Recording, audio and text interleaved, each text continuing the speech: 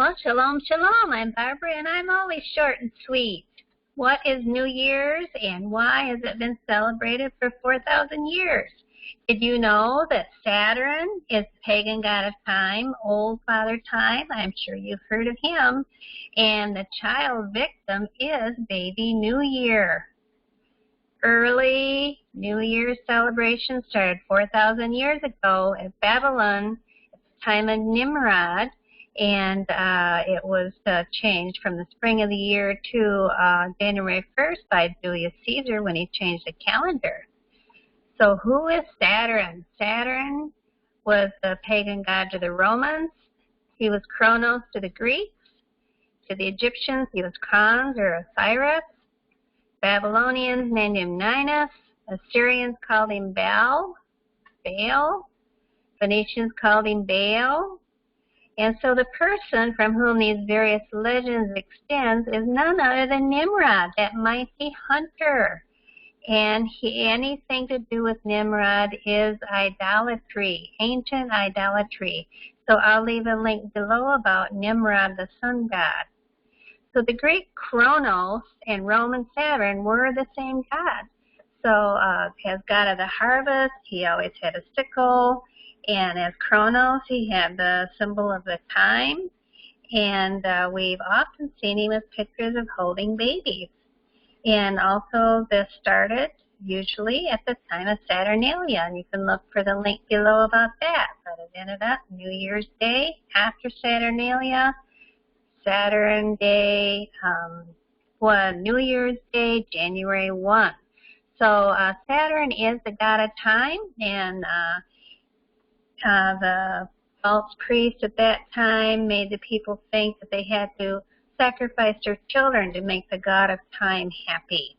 So Kronos is known and seen as child victims in his arms. So an evil child sacrifice, demanding old man, that's who Saturn is, and Kronos and all those names. And every December, Saturn, the god of time, reappears as old father time, and the child victim is baby New Year's. But do people really know what it all represents? Here's the sickle. Here is the baby, child sacrifice, and the symbol of the clock. So Father Time is far more chilling representation here, a picture of him, than what we think of New Year's and New Year's baby as all happy symbolism to us, but really it came from ancient paganism and child sacrifice. Here's a picture in the 1800s. This was baby New Year, 1889. The ones coming up next year, 90 and 91, and those would have the shroud over their face so the parents wouldn't know who the child is. And these are the children that have already been sacrificed.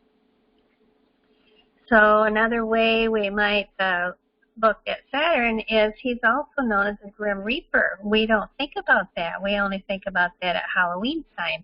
But very few, if any, know that the Grim Reaper is Father Time. So, but in ancient times, they would have recognized him both as being Grim Reaper and Saturn. So when is the New Year? Well, we know in the earliest church history there was no celebrations of Christmas and New Year's. We can look it up in the Catholic Encyclopedia about the invincible day of the sun, the birthday of the sun, when the sun was dying and being born again at the time of the winter solstice. And that's why they started celebrating January 1 as the beginning of the New Year. But is January 1 the beginning of the New Year, or is it the month of Passover? Jehovah said to Moses and Aaron in the land of Egypt, "This month shall be for you the beginning of months. It should be the first month of the year for you." And that is the first month of the year is usually in the spring around April, and that is the month when we have Passover. So we have paganism here on our calendar with January 1st. That is not the month the Father designated as the beginning of our year. So for more information about Saturnalia, there's a YouTube link below. and also about Nimrod, the sun god. And that's in the one about the Queen of Heaven, and I hope you look up the one about Janus. So we know that Yah said the first month of the year was in the spring. So like if this was a blessing to you, and share with your friends that love Yeshua. And I hope you look for all these links below. I'm going to leave them below for you. And remember, I'm always short and sweet, and I'll be back next time. And I hope you enjoyed this YouTube, and we'll go and watch the links. So thank you for listening in.